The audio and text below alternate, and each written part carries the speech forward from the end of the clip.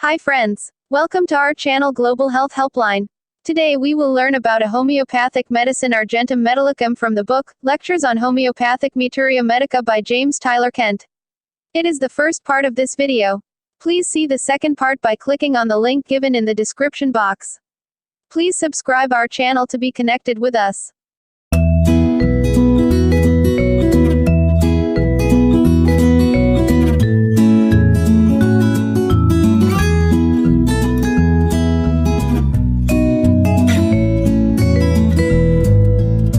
Argentum Metallicum. Generalities. We will take up the study of metallic silver. No wonder that this remedy is a very deep-acting remedy, for it has been used symbolically and medically throughout all history. It has been a valuable substance throughout all history. It is an antisoric and from its symptoms, I believe it to be an antipsychotic. It goes into the life. Especially affects the nerves sheaths. Has complaints along the nerves. All cartilages in the body are affected by it. It produces a hypertrophy of cartilages, a thickening of the cartilaginous portions of joints, of the cartilage of the ears, and of the nose. Produces cartilaginous growths and tumors, infiltration. It affects the nerve substance. It is a deep organic remedy. It is more than an ordinary remedy, for it affects all there is of man. In those nerve fibers especially that carry messages.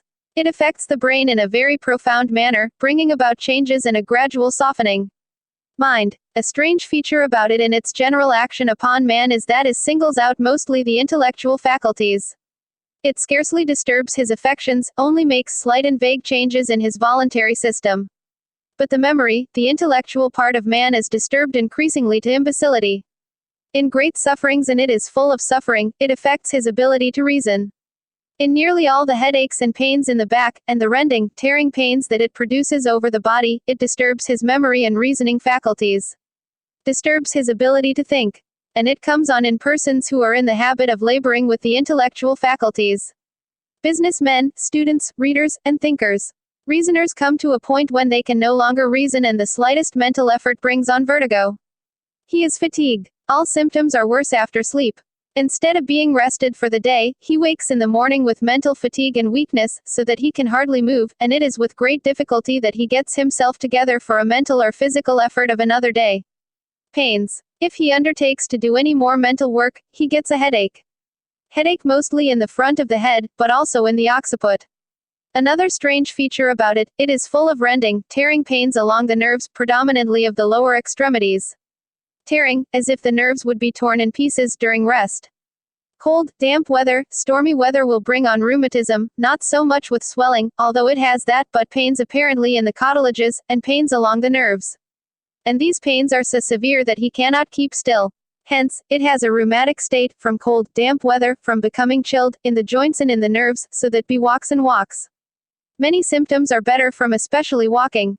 So tired and exhausted, but die pain is so severe that it drives him to walk. These pains are many times palliated by copious draughts of coffee, and this will suppress the sickness, and leave upon him all sorts of difficulties, under which he is threatening with breakdown, and in time he becomes useless. Mental weakness. Physical prostration. Rending, tearing pains, affections of the joints, the cartilages of the joints.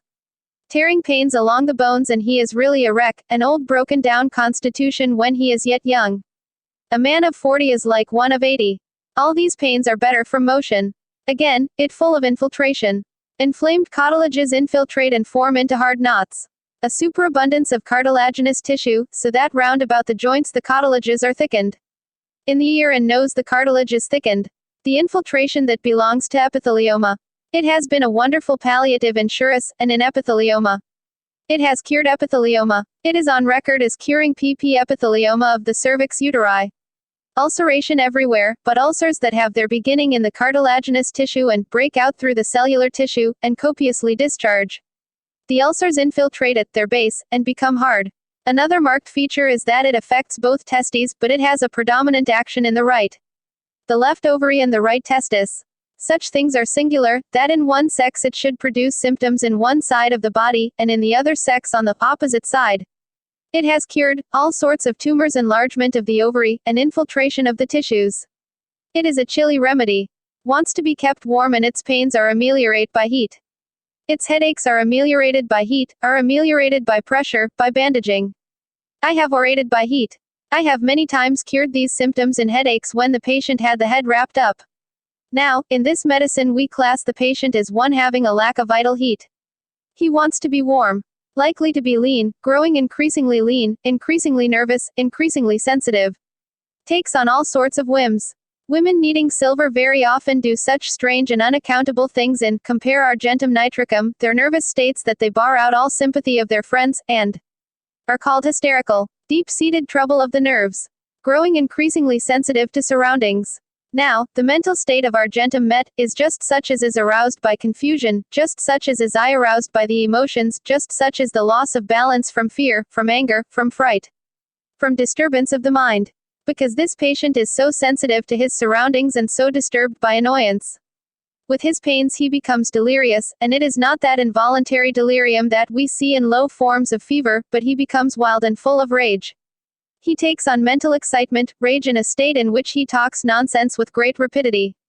Sometimes there is a stage of unusual excitement in his conversation all mixed up about the character of his thought. All of the time looks as if he were intoxicated, and he flies from one subject to another, and prattles. For a moment appearing to be very intense and very active in mind, and forgets all that he was talking about. In society indisposition to talk. Because he is incompetent. He is tired mentally and he forgets what he is talking about. Loses the thread of his discourse, and he dreads to talk because he gets complaints while talking. If compelled to answer, he becomes dizzy, and feels strange all over, and has nervous shakes or shocks. And shocks go over him when tired like an electric shock. It comes suddenly, but the most favorable time for that to come is just when he wants to go to sleep. He thinks, now he is away from all the troubles of the day and can rest, and the instant sleep comes over him he is roused from head to foot a shock, and another one, sometimes the whole night he jerks from head to foot.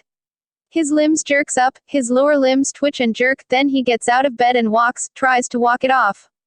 This comes out in the proving of Argentum nitricum, but it belongs as much to Argentum met. And Argentum met has long cured it. In Hahnemann's study of the remedy he lays down the importance of shock on going to sleep. Shocks in the limbs. But it is an electric shock that causes the whole body to jerk. Anxious about the health. Thinks he is certainly breaking down, for he is growing weaker. He cannot walk, though he is growing increasingly restless. He cannot exercise mentally or physically without distress. From meditation or as soon as he enters a warm room he becomes dizzy, and that is an exception belonging to a few of the head troubles and the sensorium. He usually is sensitive to cold. In the house when the room is close he becomes dizzy.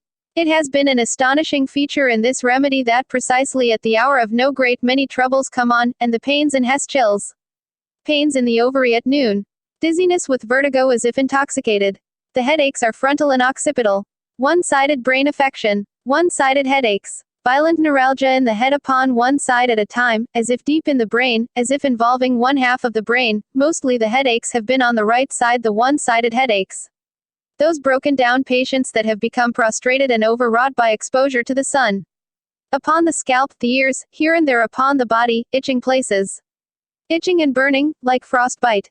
It has an itching and burning like agaricus, in the toes, in the ears, and he scratches the part, and scratching does not relieve it until the skin is off, until it oozes, but no relief from scratching. Rawness in the ears, kept up by constantly boring and scratching in the ears. Scratching the skin off because of the tingling, itching and burning. Eyes. Another strange feature is that about the eyes. Silver affects the lids more than the globe. It affects the sight, producing dimness of vision, and loss of vision, but it produces infiltration of the lids, thickening of the lids until they are almost as hard as cartilage. The mucous membrane is infiltrated and hard, and the eyelids cannot be opened. They spasmodically close, they cannot be pulled apart except by violence. It is a blepharitis, with thickening and infiltration. Copious discharge. Now, as we strike this as a catarrhal region, let me say that all through the remedy we will find passive catarrhal discharges. In some instances thick and yellow, but at the same time passive, a passive state of the mucous membrane. But the characteristic, the principal discharge of Argentum met, is gray, thick, tenacious mucus. He expectorates from the lungs and from the air passages, from the trachea and from the larynx, gray mucus. Gray mucus from the vagina, gray mucus from the urethra, gray mucus from the eyes. Only in a few instances does it have yellow discharges. When ulceration takes place, as in the larynx and on the eyelids, we have from this ulceration thick, yellow discharges. But from the ulcerated mucous surfaces it will generally be found to be gray, except in the urethra.